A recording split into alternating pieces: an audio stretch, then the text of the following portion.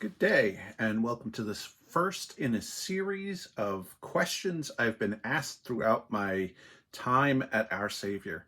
This is kind of a new series, and the idea is throughout my time as pastor, but specifically here at Our Savior, I've been asked a few questions that individuals asked kind of one-on-one, but I thought probably more people would want to hear the answer to this question than just an individual. So other people are probably wondering and thinking. So this is kind of a frequently asked questions series. And this week, we're going to begin with a question on, are we evangelicals? Throughout the next couple of weeks, I have three more questions. But if you have a question that you have been wanting to ask and we're seeking an answer for, that can be on a larger scale, so to speak, with a larger audience, feel free to write in the comments below or email it to me, and I will see if I can create something around this. Because the series, I only have 4 questions right now, so it'll be only a month long. But if I get more questions, I'll keep making videos around it. So this week, let's look at the question, are we evangelical? I will say that this came from a discussion around our council that we've been having about the word evangelical in our name and whether it's a turnoff to people right now within the community about whether or not we are evangelicals. And so this question came up, can we just drop this from our name? Well, where it comes from is right now, if you watch the news or anything, you'll often hear about the Evangelical Church. It's a little misleading in the fact that the Evangelical Church is a non-denominational church body, and it kind of consists of a whole group of churches. But usually when one kind of pictures what the word evangelical or the evangelicals, it's they kind of picture a highly political, conservative group of churches. And so I would narrow the term from evangelical down to fundamentalist. That word is often shied away from within the churches, but it comes from the idea that there was a split in the evangelical church between the modernists and the fundamentalists, the ones that wanted to keep things connected, because the evangelical church has been around since the Puritans. That's the beginning of the evangelical church in America. But as I said, there was a split in the 1890s or so between the modernists and the fundamentalists. And the fundamentalists are probably the group that most people, when they hear the word evangelical, are talking about. More specifically, the white conservative fundamentalist church, or they're talking about televangelists, who are the ones that are on TV, on radio, on all of those types of groups that preach the gospel, so to speak. So let me get back to the main question, then I'll kind of break it down. Are we part of the American Evangelical Church? Well, no. When you're thinking of white, conservative, Christian, fundamentalist church, no, we are not part of that at all. We are part of the Evangelical Lutheran Church in America. The word evangelical is there, but we are not what you would consider American Evangelical, part of the American Evangelical Church, or movement, I like to call it, because that's really what it is. And so let's just get into a little bit of the details. When you think of the American Evangelical movement, as I said, you probably think of a highly political, conservative, politically and theologically group of people who say don't have women in leadership, or speak out against gay people, or were part of the moral majority in the 80s. Even though there are some liberal groups, about 13% in the American Evangelical movement, you tend to think about the highly political one, especially when you're looking at the news and everything. If I had to kind of break it down into certain traits about what the American Evangelical movement is all about, there's a heavy emphasis on being evangelists, more specifically to the point of conversion. So some, and again, this is really broad brushing, some for example, do not think Catholics, part of the evangelical movement, do not think Catholics are really Christian. So they'll even evangelize to Catholics to come to the church. So that's what I mean, evangelism and conversion.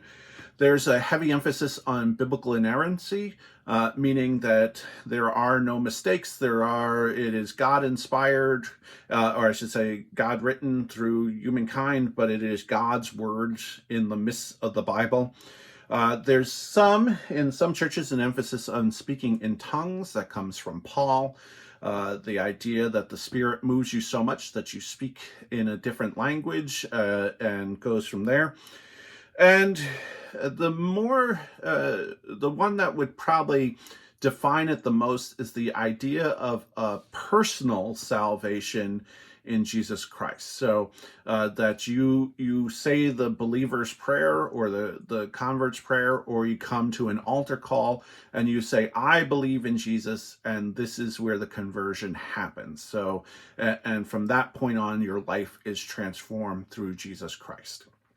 And so, again, it's a lot of broad brushing here, but when most people think of the word evangelical, or the American Evangelical Church, or evangelicals, this is what's being discussed. Again, simply, it's an American movement. It's conservative. It tends to be white, and it tends to be highly political. And so that's what people think about, and this is why our council is having this discussion, is because outside on our sign it says the Evangelical Lutheran Church, or Our Savior Evangelical Lutheran Church, and some of our newer members have stated that they didn't come to our church because they thought we were part of the Evangelical Church, and they were thinking about the fundamentalist church. So who are we?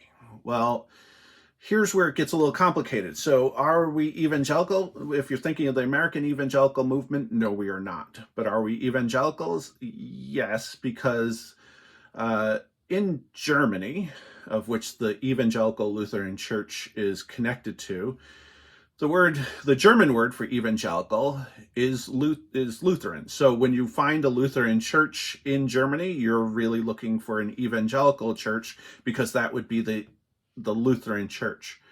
The word itself means bearers of good news, or ones who bring good news. So do we bring good news to others? Yes, we do. But would we be considered part of the evangelical movement? No, not by a long shot. Why? Well, we have women as leaders, for one. We also ordain gay and lesbian, so part of the LGBTQIA plus community. We welcome them as leaders within our church. The ELCA, amongst all the Lutheran churches, tends to be more liberal in its theology, not necessarily politically liberal, but tends to be more liberal in its theology. And I'll get into that when we break down the Lutheran churches, I think in week 3, and what the differences of the Lutheran churches are. But our branch tends to be more liberal. Again, we ordain women, we allow gay and lesbians. When it comes to the Bible, we recognize that people wrote the Bible.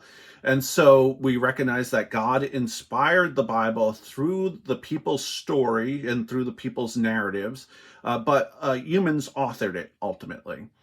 We also don't necessarily stress a personal belief in Jesus, although that is highly important, don't get me wrong on that, but more of a corporate. So if you hear a lot of the language in the ELCA church, it's more corporate, universal, bringing groups together. We believe more in community over everything, believe in people connecting to other people more than anything. This is part of Martin Luther's ideas. We are connected to Martin Luther from the 1500s. His theology is what connects us to us.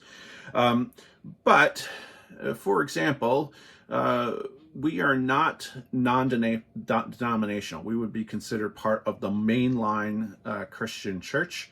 We do have, for example, a presiding bishop, which unifies all of our churches together. So if you're part of the ELCA, you're part of a larger group of people.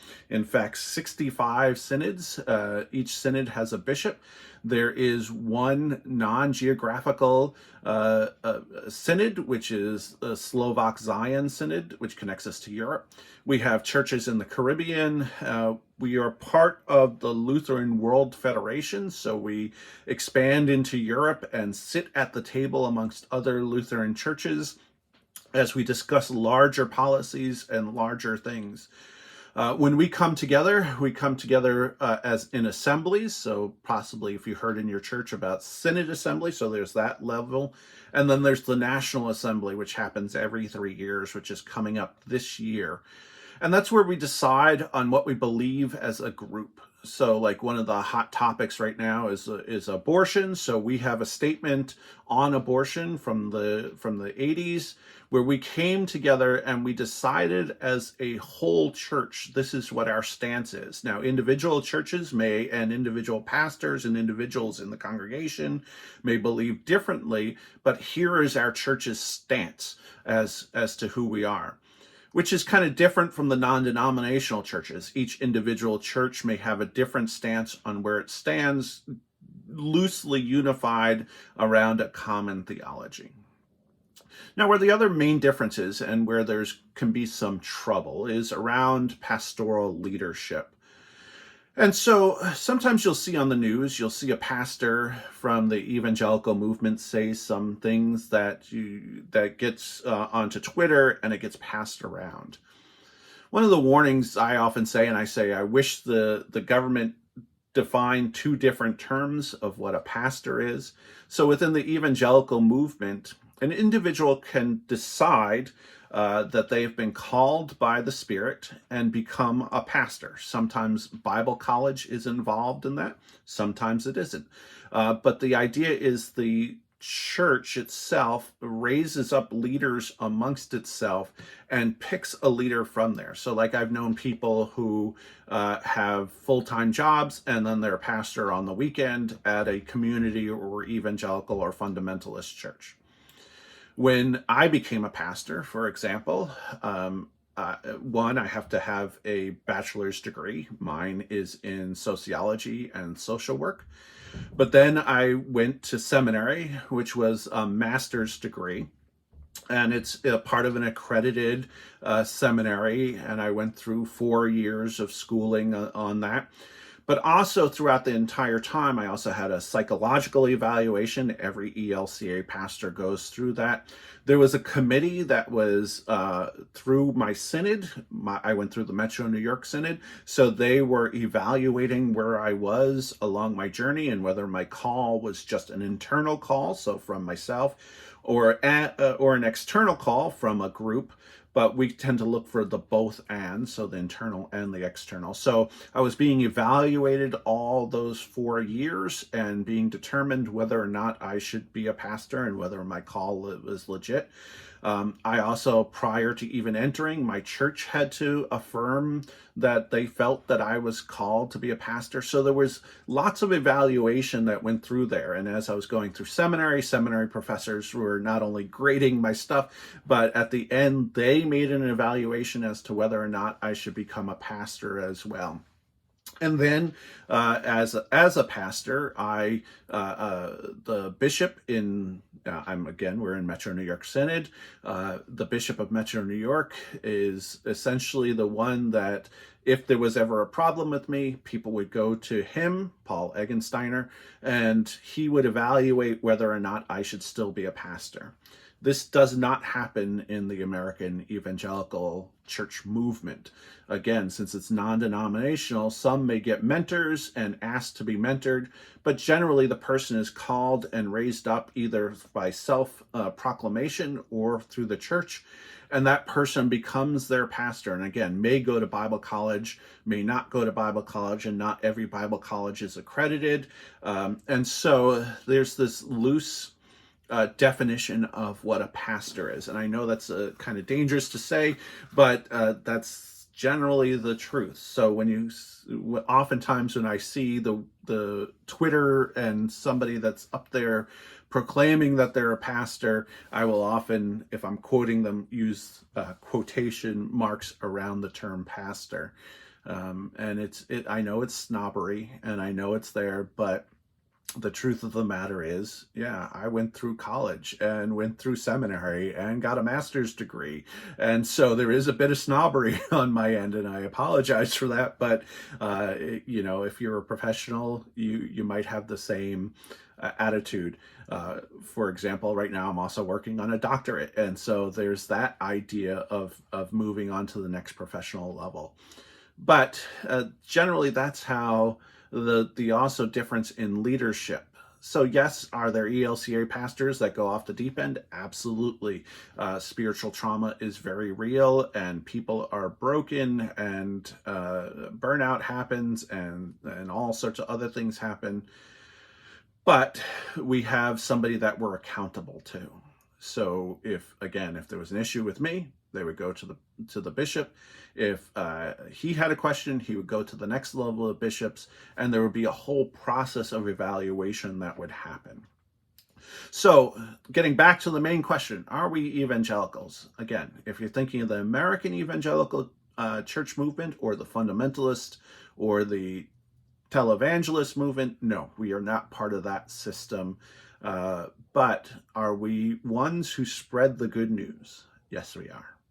So I hope that answers your question, and I hope maybe it sparks a new question. Again, if you have any thoughts on this, or if you have any questions, please write something on the comments, and we'll have a discussion around it.